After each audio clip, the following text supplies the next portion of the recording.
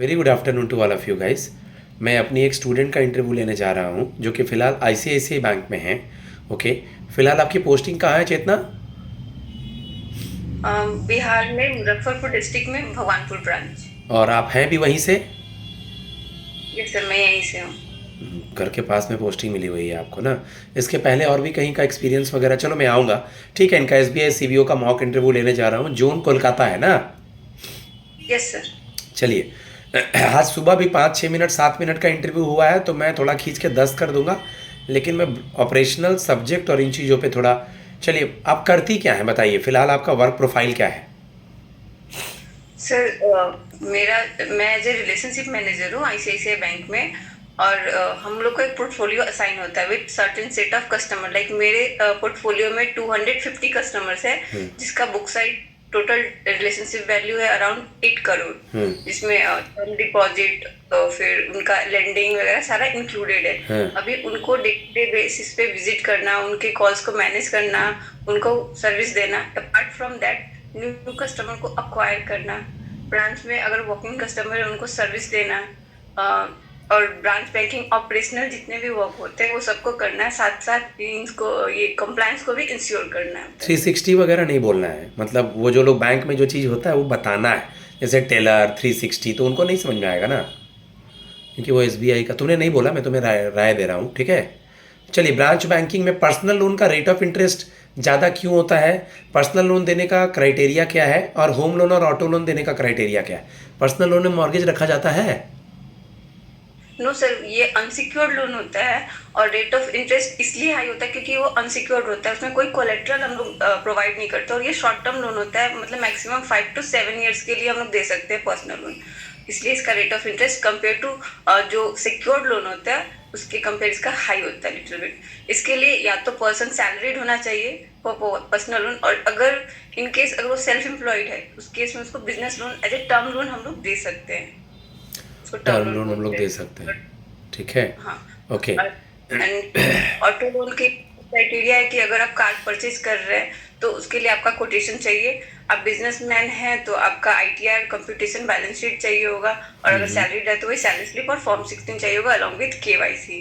और अगर इस केस में क्या होता है कि आपका गाड़ी हाइपोथिकेट होता है, पोजीशन आपके पास ही होता है, कस्टमर के पास ही होता है, लेकिन गाड़ी उस टर्म में हाइपोथिकेट होता है। और मॉर्गेज में क्या होता है कि प्रॉपर्टी आप आइदर फ्लैट परचेज कर रहे हैं, लैंड परचेज कर रहे हैं, घर बना रहे हैं, बहुत सारा उसमें क्राइटेरिया है।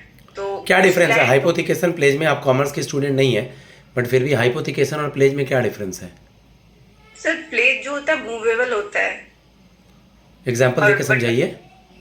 गोल्ड लोन जो होता है उसमें प्लेजिंग होती है, लेकिन जो ऑटो लोन होता है उसमें ये हाइपोथिकेशन होता है। ओके। एज ए बैंकर आपको जो भी एक्सपीरियंस मिला है ब्रांच बैंकिंग का या जो भी, मान लीजिए लोन पे आपको यहाँ बिठाते हैं, तो लोन देने के पहले क्या क्या चेक किया जाता है, पहला क्वेश्चन। और दूसरा, अगर लोन एनपीए हो जाएगा तो क्या करेंगे? ट्रेनिंग दिया गया होगा या बताया गया होगा या आप जानती होंगी, बताइए।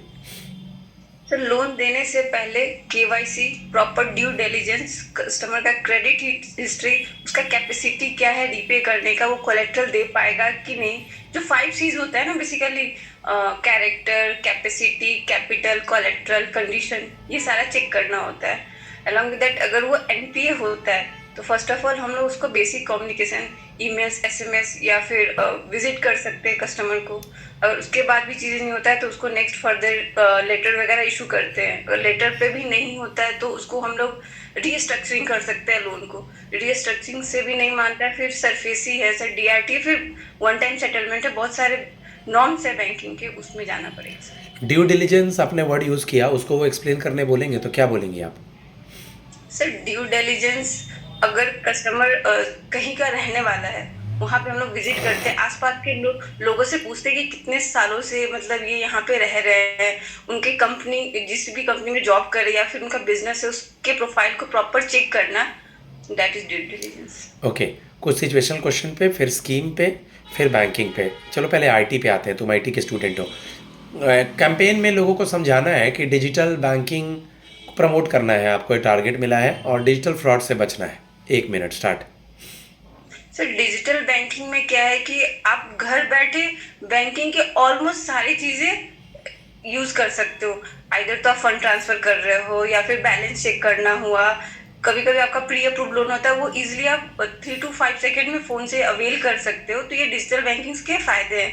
और अगर ये डिजिटल फ्रॉड से बचना है तो कभी भी अपना पासवर्ड शेयर नहीं करना है, टाइम टू टाइम उसको चेंज करते रहना है। डेबिट कार्ड, क्रेडिट कार्ड जैसे हम लोग किसी भी साइट पे रजिस्टर करते हैं, उसको सेव करते हैं, उसको ना करें तो बेहतर है। और बहुत जगह होता है कि आरबीआई का उसमें प्रोटेक्शन होता है, तो प्रोटेक्शन लेके सेव करे। ये सारी बेसिक चीजें हैं। हाँ, कोई फ्रॉड कॉल आता है तो उसका आंसर उसी हिसाब से करे या फिर उसको इग्नोर करना बेहतर है। ठीक है, एसएमएस में होता है कि आप अपना ओटीपी शेयर करो, ये ठीक है, सब ठीक चीजें है। ना करें। आप कंप्यूटर के स्टूडेंट हैं, थोड़ा आपको आइडिया होना चाहिए कौन सा आपका ब्रांच यूज़ करता है सॉफ्टवेयर। सर मेरा ये ओरेकल है सर। ओरेकल यूज़ करता है। थोड़ा सा देख लेना सी प्लस प्लस जावा वगैरह, और थोड़ा सा वायरस का फुल फॉर्म या डब्ल्यू या ब्रांच से रिलेटेड जो कंप्यूटर की चीज़ें हैं वो थोड़ा देख लेना, पूछ सकते हैं। स्मिशिंग फिशिंग क्या होता है? सर स्मिशिंग जो एसएमएस के थ्रू साइबर क्राइम होते हैं उसको स्मिशिंग बोलते हैं। लाइक एसएमएस के थ्रू ओटीपी सेंड करते, फिर जो ये फ्रॉड होते हैं उसमें मांगते हैं ना कि आप ओटीपी दो, तो वो स्मिशिंग होता है। बट फिशिंग जो ईमेल लेवल पे फ्रॉड होते हैं उसको फिशिंग बोलते हैं sir. Okay, okay. As a IT student banking का भी नॉलेज है, तो आप एसबीआई के लिए कितना बेनिफिट हो जाओगे? सर मैं इफिशिएंट रहूंगी because technical knowledge plus banking knowledge है मेरे पास। 6 साल का ऑलमोस्ट एक्सपीरियंस है। मैं क्विक लर्नर हूँ। डिजिटल जो भी चीज़ें day by day banking digitally पूरा शिफ्ट हो रहा है, तो उस चीज़ को अडेप्ट करने में मेरे लिए कहीं ना कहीं बहुत कन्वीनियंस होता है। मैं चीज़ों को इजीली सीखती हूँ। प्लस मैं हमेशा सॉल्यूशन ओरिएंटेड बात करती हूँ। मैं प्रॉब्लम्स को नहीं, प्रॉब्लम्स है अभी आ गया है तो उसको सॉल्यूशन कैसे मतलब प्रोवाइड किया जाए उसके लिए मतलब ज़्यादा फोकस करती हूँ। तो ये सर बेसिक चीज़ें हैं जो मतलब समवेयर बैंक को हेल्प करेगा टू ग्रो। आपके और सेल्स में बहुत अच्छी हूँ, मुझे बहुत सारे रिकॉग्नाइजेशन भी मिले हुए हैं फ्रॉम माई करेंट ऑर्गेनाइजेशन। तो सेल्स में भी मेरा अच्छा एक्सपीरियंस रहा है सर। सेल्स में आऊँगा मैं सिचुएशन क्वेश्चन पे। सेल्स में आपके हस्बैंड क्या करते हैं? सर वो बिजनेस है उनका। तो आपकी पोस्टिंग मान लीजिए कलकत्ता में दूर वगैरह रहेगी, अभी आपकी शादी कब हुई है?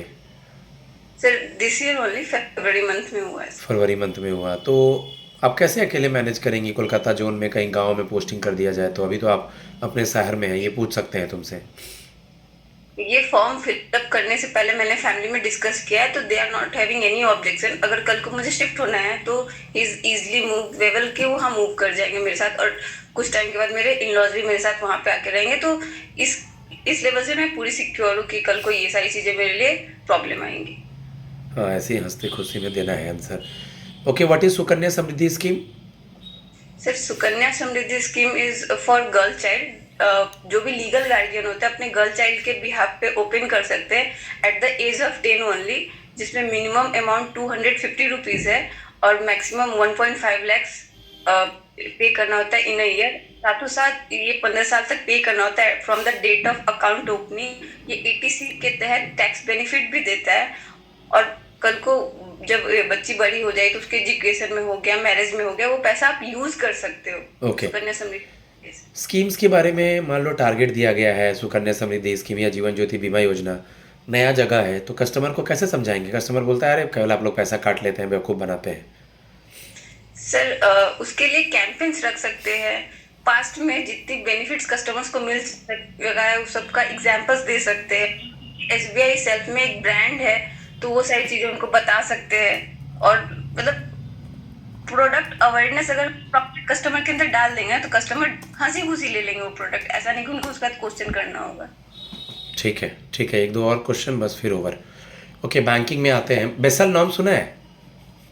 ये सर बेजल नाम सुना है। क्या होता है? पढ़ा नहीं है, सुना है बस। सर डेफिनेटली ये बैंकिंग जो ये बेजल जो है एक कम्युनिटी है। वो कम्युनिटी नहीं, बैंकिंग कमिटी। चलो बेसल नॉर्म्स देख लेना। पीसीए बताओ, हाँ prompt corrective action, PCA. Sir currently unable. Banking पढ़ लेना, हम जानबूझ के तुम जहाँ से सेफ थी वहाँ से तुमको टर्न मुड़ा दिए हैं इधर, कि थोड़ा अनसेफ में ले आए। ये मैं पढ़ लूंगी सर। बैंकिंग पढ़ लो। मैं अपने स्टूडेंट को फीडबैक देता हूँ, प्रॉम करेक्टिव एक्शन का मतलब होता है आरबीआई उन बैंकों पे पीसीए लगाता है जिनका डूबता हुआ लोन उनके कैपिटल से ज़्यादा हो जाए, तो वो बैंक फ्रेश लोन सैंक्शन नहीं करेंगे, नया ब्रांच नहीं खोलेंगे, नई हायरिंग नहीं करेंगे। 2002 में आया था प्रॉम्प्ट करेक्टिव एक्शन, मैंने बोल दिया है ऑडियो में आपके लिए। God bless you all. जय मां सरस्वती।